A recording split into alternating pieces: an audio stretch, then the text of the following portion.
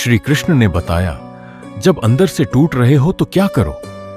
कभी कभी इंसान बाहर से बिल्कुल सामान्य दिखाई देता है, लेकिन अंदर से पूरी तरह टूट चुका होता है। चेहरे पर मुस्कान होती है, लोगों से बातें भी होती हैं, रोज के काम भी चलते रहते हैं, लेकिन मन के अंदर एक ऐसा तूफान चल रहा होता है जिसे कोई दूसरा देख नहीं पाता। कभी किसी अपने के दूर चले जाने से मन टूट जाता है, कभी बार बार असफल होने से इंसान खुद पर शक करने लगता है, कभी किसी के अपमान के शब्द दिल में इतने गहरे उतर जाते हैं कि इंसान अकेले में खुद से ही सवाल करने लगता है, आखिर मेरे साथ ही ऐसा क्यों हो रहा है। ऐसे समय में भगवद गीता की शिक्षाएं हमें एक बहुत गहरी बात समझाती है। जीवन में दुख आना हमारे हाथ में नहीं है, लेकिन उस दुख के सामने हम कैसे खड़े होंगे यह हमारे हाथ में है। महाभारत के युद्ध क्षेत्र में अर्जुन भी इसी तरह अंदर से टूट गए थे। उनके हाथ कांप रहे थे, मन भ्रमित था और वे अपने कर्तव्य से पीछे हटना चाहते थे। तब श्री कृष्ण ने उन्हें समझाया कि मनुष्य को अपने कमजोर विचारों का गुलाम नहीं बनना चाहिए। आज अगर आप भी अंदर से टूटे हुए हैं तो श्री कृष्ण की इन शिक्षाओं को अपने जीवन में उतारने की कोशिश कीजिए। पहली बात, अपने दुख से भागो मत। जब मन दुखी होता है तो हम अक्सर उससे बचने की कोशिश करते हैं, किसी से बात नहीं करते, अकेले रहते हैं और अपने विचारों को लगातार दबाते रहते हैं। लेकिन दुख को दबाने से दुख समाप्त नहीं होता। श्री कृष्ण की शिक्षा हमें यह समझाती है कि जीवन में सुख और दुख दोनों आते जाते रहते हैं। जिस तरह मौसम हमेशा एक जैसा नहीं रहता, उसी तरह जीवन की परिस्थितियां भी हमेशा एक जैसी नहीं रहती। आज जो दर्द आपको असहनीय लग रहा है, जरूरी नहीं कि वह हमेशा आपके साथ रहे। इसलिए जब मन टूटे तो खुद से यह मत कहिए कि मेरी जिंदगी खत्म हो गई। बस इतना कहिए, यह समय कठिन है, लेकिन यह समय हमेशा नहीं रहेगा। अपने आंसुओं से शर्मिंदा मत होइए। अगर मन भारी है तो कुछ देर शांत बैठिए, अपने भीतर चल रही भावनाओं को समझिए, अपने दुख को स्वीकार कीजिए, लेकिन उसे अपनी पूरी पहचान मत बनने दीजिए। दूसरी बात, हर चीज को अपने नियंत्रण में रखने की कोशिश मत करो। हमारी जिंदगी का सबसे बड़ा तनाव तब पैदा होता है जब हम उन चीजों को नियंत्रित करने की कोशिश करते हैं जो हमारे हाथ में है ही नहीं। कौन हमारे साथ रहेगा, कौन हमें छोड़कर जाएगा, कौन हमारी तारीफ करेगा, कौन हमारी आलोचना करेगा, कौन हमें समझेगा, इनमें से बहुत सी चीजें हमारे नियंत्रण में नहीं है। श्री कृष्ण ने कर्म पर ध्यान देने की शिक्षा दी। इसका अर्थ है अपना कर्म ईमानदारी से करो, लेकिन हर परिणाम को अपनी इच्छा के अनुसार पाने की जिद मत करो। आपने किसी रिश्ते को बचाने के लिए पूरी कोशिश की, फिर भी सामने वाला चला गया, तो खुद को दोष मत दीजिए। आपने मेहनत की, फिर भी सफलता नहीं मिली, तो खुद को बेकार मत समझिए। आपने किसी की मदद की, लेकिन बदले में आपको सम्मान नहीं मिला, तो अपने अच्छे कर्मों को गलत मत समझिए। आपका काम अपना कर्म करना है, हर परिणाम आपके हाथ में नहीं होता। तीसरी बात, जो चला गया उसे पकड़कर मत बैठो। अंदर से टूटने की सबसे बड़ी वजहों में से एक है अतीत को बार बार याद करना। काश मैंने उस दिन ऐसा नहीं कहा होता, काश वह इंसान मुझे छोड़कर नहीं गया होता, काश मेरी जिंदगी पहले जैसी होती। लेकिन समय पीछे नहीं जाता, जो हो चुका है उसे बदलना आपके हाथ में नहीं है। हां, उससे सीख लेना आपके हाथ में जरूर है। श्री कृष्ण की शिक्षाएं हमें वर्तमान में जीना सिखाती है। अगर कोई व्यक्ति आपकी जिंदगी से चला गया है तो उसकी यादों को सम्मान दीजिए, लेकिन अपनी पूरी जिंदगी उसी के इंतजार में मत रोक दीजिए।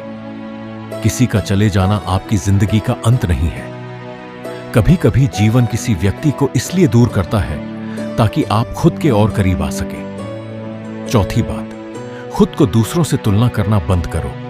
आज की दुनिया में सोशल मीडिया ने तुलना को और बढ़ा दिया है।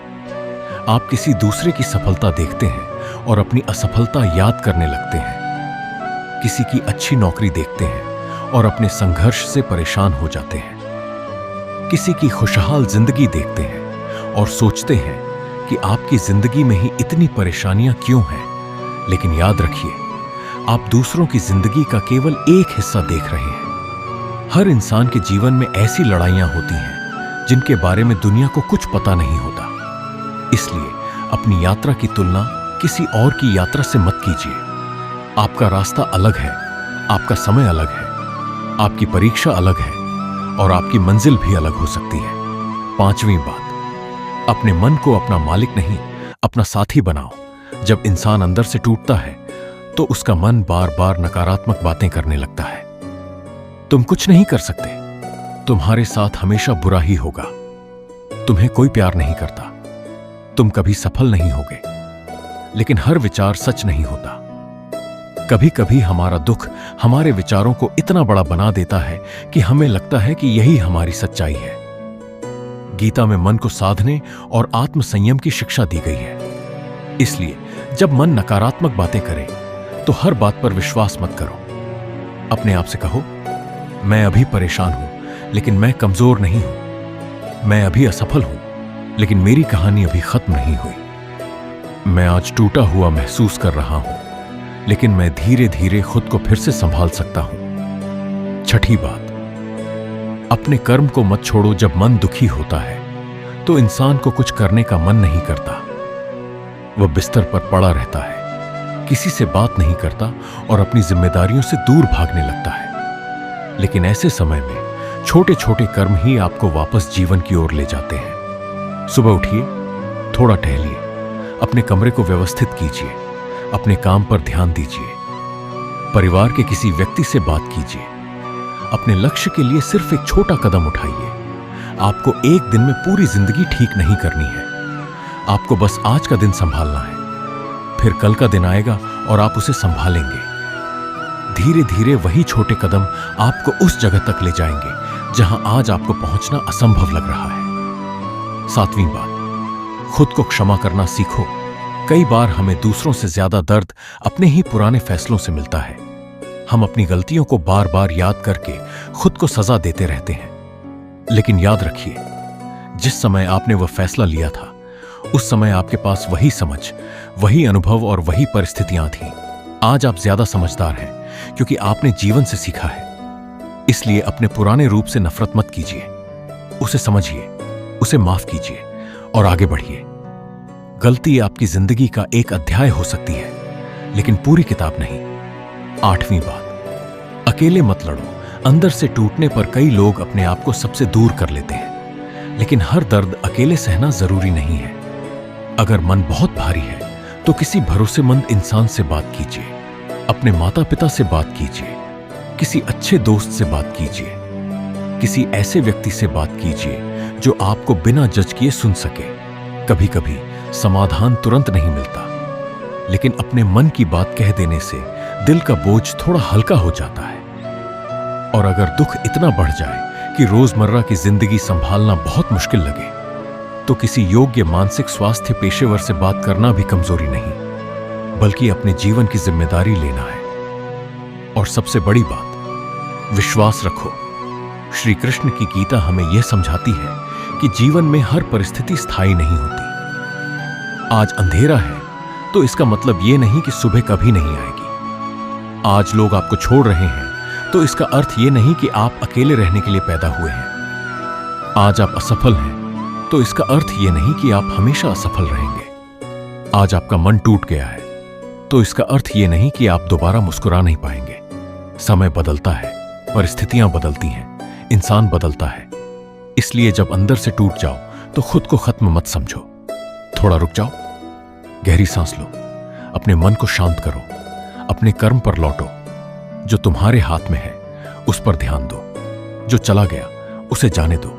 जो आने वाला है उसके लिए खुद को तैयार करो और अपने भीतर यह विश्वास रखो, भगवान ने मुझे इस परिस्थिति तक पहुंचाया है तो इससे बाहर निकलने की शक्ति भी मेरे भीतर जरूर रखी होगी। याद रखिए, टूटना हमेशा अंत नहीं होता। कभी कभी टूटना एक नई शुरुआत होती है। जिस तरह बीज मिट्टी के अंदर दबकर खत्म नहीं होता बल्कि उसी अंधेरे से निकलकर एक नया पौधा बनता है, उसी तरह इंसान भी अपने सबसे कठिन समय से निकलकर पहले से ज्यादा मजबूत बन सकता है।